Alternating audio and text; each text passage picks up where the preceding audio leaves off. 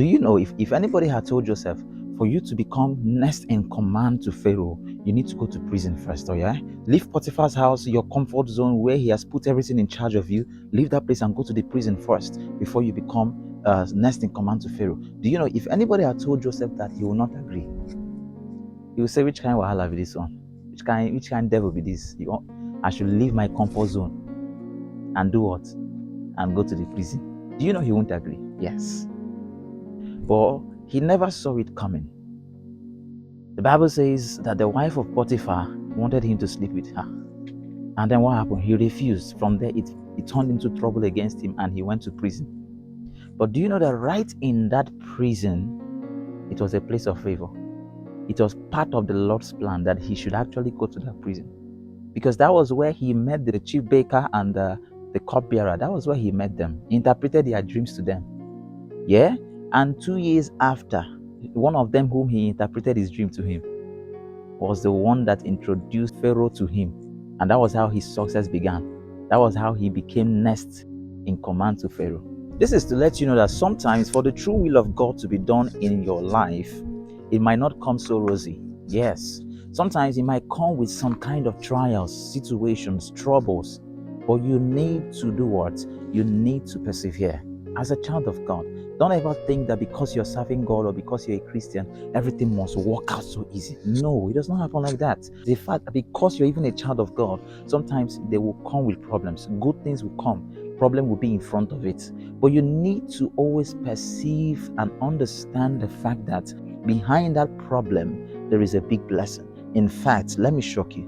Most times when good things are coming, that is when troubles, situations, problems surface.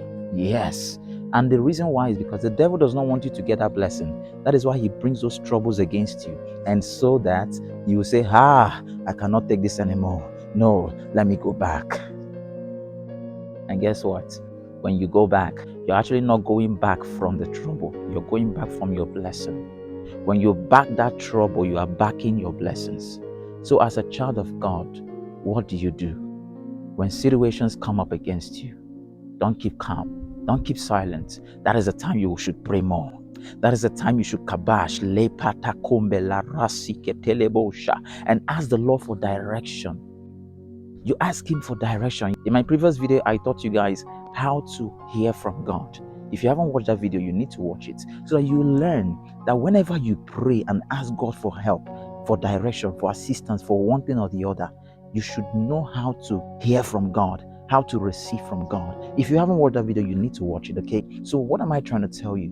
Don't ever turn your back at situations that comes up against you. Rather, face it.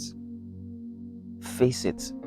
Always have that understanding that you have a God who is greater. The Bible says, he that is in you is greater than he in the world. That simply means that the God in you is greater than any situation in the world. Have that understanding. And whenever challenges come, face it.